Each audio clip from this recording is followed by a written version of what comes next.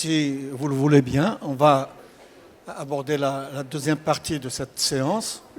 Et l'avant-dernière communication sera présentée par le docteur Lise Bordier, qui va nous parler du thème suivant: améliorer la glycémie, améliore-t-il le risque? Sans trop tarder, pour commencer, je vous cède la parole. Merci beaucoup.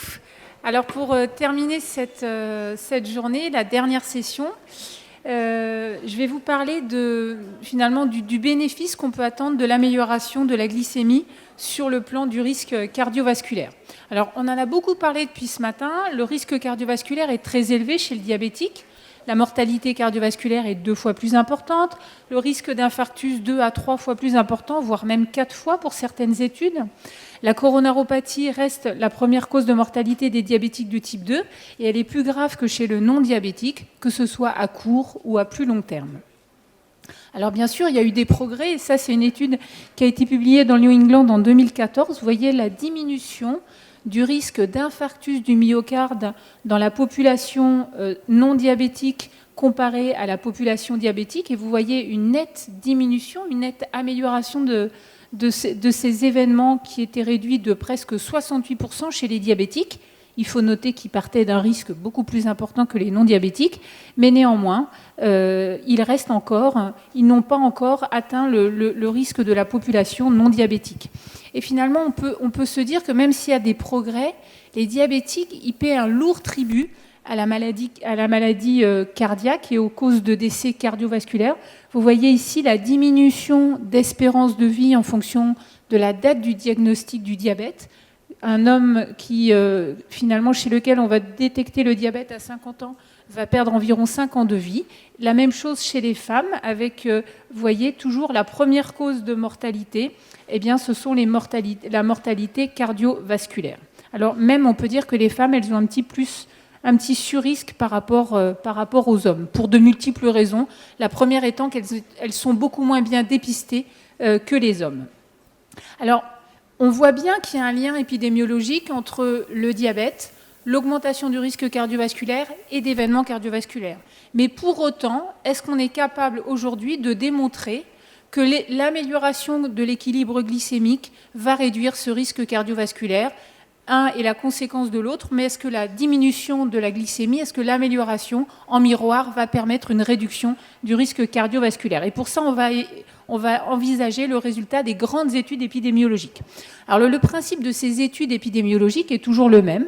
On prend une population de patients diabétiques et on va évaluer 2 stratégies thérapeutiques. Un traitement intensif de la glycémie, qui est comparé à un traitement conventionnel de la glycémie avec en pratique des objectifs d'hémoglobine glyquée moins ambitieux. Et en fin de l'étude, on compare le nombre d'événements qui surviennent à la fois dans le bras intensif et dans le bras conventionnel. Et là, on détermine si l'amélioration de l'équilibre glycémique a un bénéfice sur la réduction des événements cardiovasculaires. La grande étude que vous connaissez tous et qui fait vraiment date en diabétologie chez le diabétique de type 2, c'est l'UKPDS. L'UKPDS avait inclus plus de 4000 patients diabétiques de type 2 chez lesquels on venait de découvrir le diabète, donc des patients jeunes de 53 ans en moyenne, qui ont été finalement randomisés dans 2 bras. Dans le premier bras, on avait un traitement conventionnel qui était basé principalement sur les règles d'hygiéno-diététique, et dans le deuxième bras, un bras intensif qui recourait au traitement par sulfamide et par insuline. Et finalement, on s'est rendu compte que la différence d'hémoglobine glyquée entre les 2 bras à la fin de l'étude était de 0,9%. Qu'a démontré l'étude du KPDS? C'est bien qu'on obtient une réduction significative des événements microvasculaires dans le bras intensif, rétinopathie, néphropathie, mais qu'en revanche, au bout de la première partie de l'étude, il n'y avait pas de différence significative des complications macrovasculaires. Il y avait une tendance, mais qui n'était pas statistiquement significative. On peut voir ça sur ce diagramme. Vous voyez le risque relatif de mortalité, le risque relatif d'infarctus, et le petit p à 0,052 a finalement fait beaucoup parler. On s'est dit que ça avait dû se jouer à pas grand-chose. Néanmoins, ce qu'a démontré l'UKPDS dans un sous-groupe de patients obèses, 342 patients qui avaient été mis sous metformine, vous voyez que la metformine avait eu un effet favorable sur la réduction tant de la mortalité que du risque d'infarctus, avec des petits p qui, cette fois-ci, étaient significatifs. Et c'est probablement en raison de ce bon résultat, de ce très beau résultat, que la metformine a toujours sa place privilégiée dans la prise en charge des diabétiques de type 2. Donc cette étude, et c'est ça qui est intéressant, a été suivie, c'est-à-dire qu'à la fin de l'étude initiale, tous les patients ont été traités de façon intensive, mais on a, pour l'analyse des résultats, toujours différencié ceux qui initialement avaient été traités de façon intensive de ceux qui initialement avaient été traités de façon conventionnelle. Alors, qu'est-ce qu'on a pu observer au bout de 10 autres années de suivi? Eh bien, l'hémoglobine glyquée, les patients étant traités de la même façon, est devenue identique dans les deux bras. La réduction des complications microvasculaires se maintient et se confirme de façon tout à fait significative, moins 24%.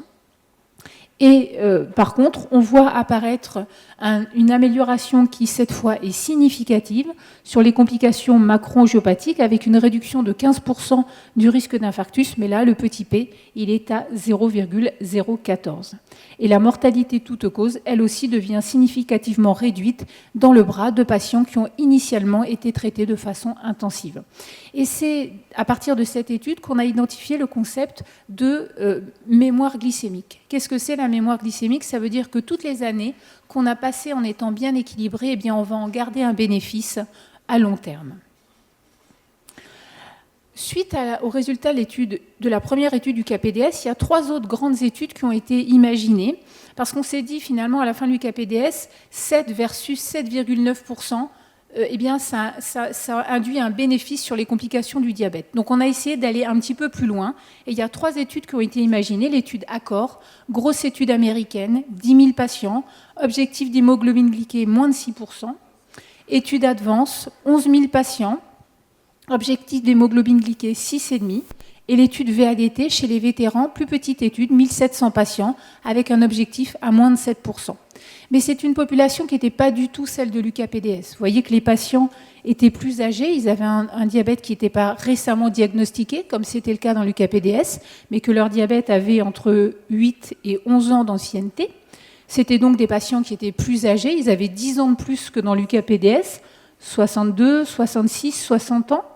Un tiers à 40% d'entre eux étaient déjà en prévention secondaire, avaient déjà fait un événement cardiovasculaire. Et puis surtout, la durée de suivi a été beaucoup plus courte, entre 3,5 ans pour ACCORD et 6 ans pour l'étude VADT. Et vous voyez que les hémoglobines glyquées obtenues dans les deux bras en fin d'étude variaient de 6,4 à 7,5% dans ACCORD, 6,5, 7,3 dans ADVANCE et 6,9, 8,4 dans VADT. Alors, qu'est-ce que ces études ont démontré? Eh bien, elles ont démontré que dans le bras intensif, il y avait une réduction des événements micro-angiopathiques avec une augmentation des hypoglycémies qui était 3 fois plus fréquente dans le bras intensif. En revanche, il n'y a aucun bénéfice qui a été démontré sur le plan de la réduction des complications macrovasculaires. Et même, dans l'étude ACCORD, eh bien, on a pu observer une augmentation de la mortalité des patients qui étaient dans le bras intensif et qui a été d'ailleurs la raison de l'arrêt prématuré de l'étude et qui a été source de beaucoup de polémiques, beaucoup d'interrogations. Il y a eu beaucoup de sceptiques qui sont revenus même sur l'importance de l'équilibre glycémique, le message étant « équilibrer les diabétiques, ça les tue ». En fait, il y a eu des analyses post-hoc, c'est-à-dire secondaires, qui ont essayé d'identifier quels étaient les patients qui étaient décédés. Et ce n'était pas lorsque finalement l'hémoglobine glyquée était basse que les patients mouraient. C'est au contraire chez les patients chez lesquels, malgré une intensification qui a été parfois déraisonnable dans cette étude, eh bien, l'hémoglobine glyquée moyenne ne baissait pas. Ce sont ces patients-là qui finalement ont eu un plus fort risque de mortalité. Alors, si on met en perspective toutes ces études, vous voyez l'UKPDS initial, l'UKPDS suivi, ACCORD, ADVANCE, VADT, et puis le suivi de VADT. Vous voyez que l'effet sur la microangiopathie, finalement, il est assez rapide à observer, puisqu'il s'observe même dans les études plus courtes. En revanche, l'effet sur la macroangiopathie, on a quand même l'impression qu'il faut attendre du temps pour qu'on puisse observer ce bénéfice favorable. Un autre élément, c'est le concept d'exposition à l'hyperglycémie, un peu comme on ferait en tabacologie sur le paramètre des paquets années. Et c'est un concept qui est connu depuis longtemps, mais qui a été repris par Ronan Roussel, et qui a dans les différentes études, grandes études épidémiologiques, évalué ce marqueur. Et finalement, il redémontre, Ronan, que l'exposition cumulée à l'hyperglycémie, elle est en lien avec l'importance du MACE, c'est-à-dire des critères cardiologiques durs, mortalité cardiovasculaire, AVC non fatal, infarctus non fatal. Plus l'exposition cumulée est importante et plus ce risque d'événement cardiovasculaire est également important. Une donnée plutôt récente, je vous ai parlé tout à l'heure de la mémoire glycémique, et ça c'est l'étude de VADT qui a été suivie pendant plus de 15 ans. Les résultats ont été présentés à l'ADA cette année, en 2018. Et vous voyez que donc on a la période initiale de l'étude, la période de suivi, où les patients ont été traités de la même façon, et puis la période actuelle. Et vous voyez que si le risque d'événement cardiovasculaire ne sortait pas dans la première période de l'étude, l'effet semblait plutôt favorable lors du suivi de l'étude VADT et cet effet a disparu lors du suivi à 15 ans, ce qui a fait dire à certains que la mémoire glycémique, finalement, n'était peut-être pas si vraie que ça et qui a peut-être même fait remettre en cause ce concept. Alors, je vous ai expliqué beaucoup de choses. Si on essaie de faire une synthèse, qu'ont démontré ces grandes études? Eh bien que l'effet sur la microangiopathie, il est réel, il est rapide et il s'observe finalement dans toutes les études. Que obtenir un bon équilibre glycémique pour limiter les complications macroangiopathiques, on a des données parfois un peu discordantes. En revanche, il s'observe quand le suivi est suffisamment long et notamment dans l'étude UKPDS. Et cet effet glycémique, c'est discutable, mais peut s'observer à distance, comme dans l'UKPDS. Alors, est-ce qu'on peut différencier un petit peu l'UKPDS des grandes études Advance, Accord, VADT? Déjà, il y a des différences en termes de population. Ce pas des populations qui étaient les mêmes. Dans les 3 études Advance, VADT et Accord, les patients étaient plus vieux, plus souvent fragiles, avec souvent des antécédents cardiovasculaires. Les modalités même de l'étude n'étaient pas les mêmes. Dans l'UKPDS, on avait finalement une conduite à tenir qui était très standardisée. C'était soit règle hygiéno-diététique, soit sulfamide et insuline. Dans Accord, les investigateurs avaient libre choix de tout leur traitement. Dans l'étude, et notamment, il y a eu utilisation de traitements qui étaient à risque d'hypoglycémie. Il y a eu beaucoup d'hypoglycémie dans les bras intensifs. Dans Accord, un certain nombre de patients avaient pris du poids. Et vous savez que la prise de poids, elle est forcément délétère sur le plan du risque cardiovasculaire de ces patients. Et puis surtout, le suivi était de très courte durée. Et enfin, la variation d'hémoglobine glyquée n'était pas forcément toujours aussi importante que dans l'UKPDS.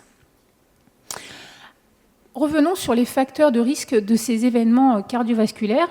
Vous voyez que quand on évalue les hypoglycémies, le niveau d'hémoglobine glyquée, le HDL, l'âge, les événements antérieurs, le fait d'être en prévention secondaire, ça c'est dans l'étude VADT, le facteur le plus important, c'est l'existence d'hypoglycémie.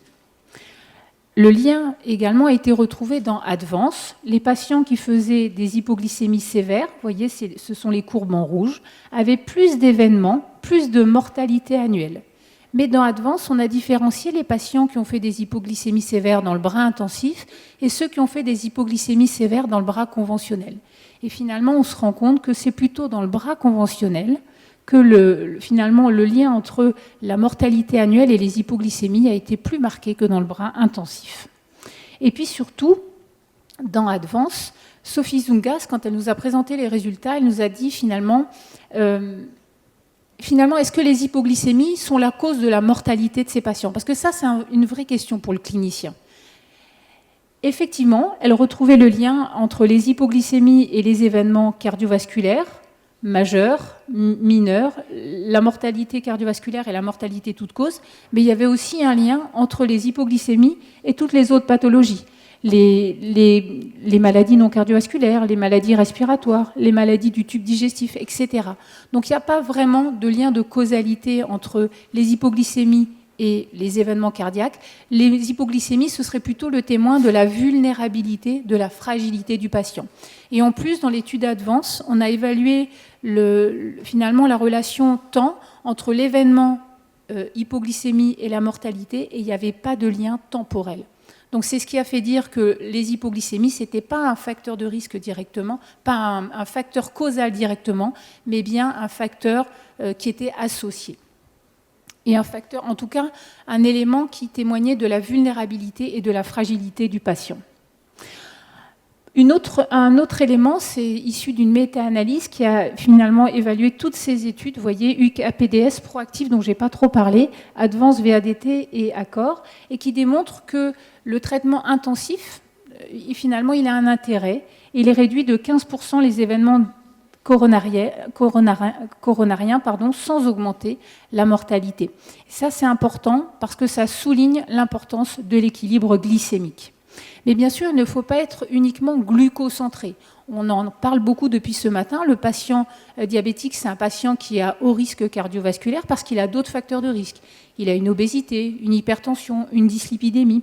Et il y a une étude qu'on aime beaucoup en diabétologie, c'est une petite étude, mais qui est très bien faite et dont on parle toujours, c'est l'étude Steno 2, une étude danoise, 160 patients qui avaient un diabète et une microalbuminurie. Et on a comparé chez ces patients la prise en charge globale d'une prise en charge plus conventionnelle. Et vous voyez que le traitement intensif permet de réduire assez rapidement. La première partie de l'étude, c'était 7,8 années de suivi.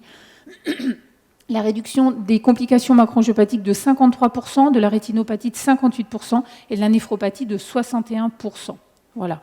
Donc ça, c'est un élément, il ne faut pas nier l'effet de la glycémie, mais il n'est pas seul en cause dans la réduction et dans l'amélioration, en tout cas, du pronostic de nos patients.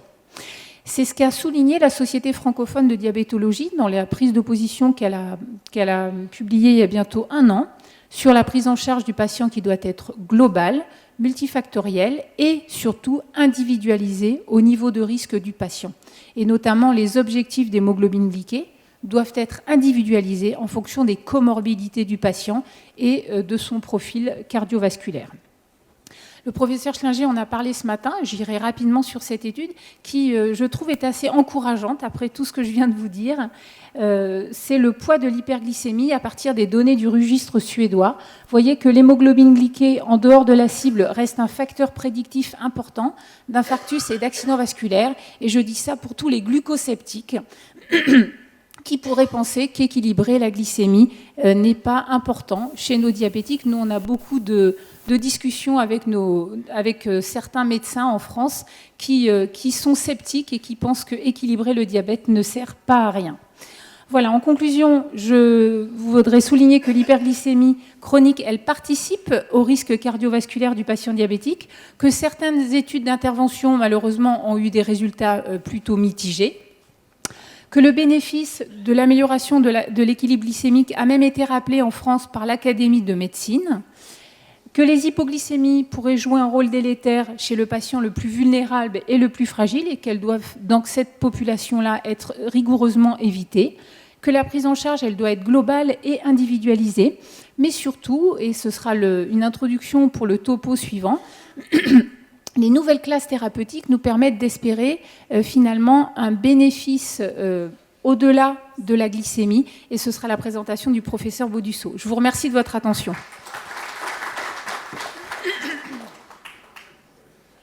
On va procéder, je pense, à la deuxième communication et on laissera la discussion à la fin de la séance, si vous le permettez bien. Alors j'invite le professeur Baudusseau qui va nous parler de l'impact des nouvelles classes d'antidiabétiques sur l'alimentation, sur l'amélioration du risque. Voilà, la parole est à vous, professeur Baudusseau.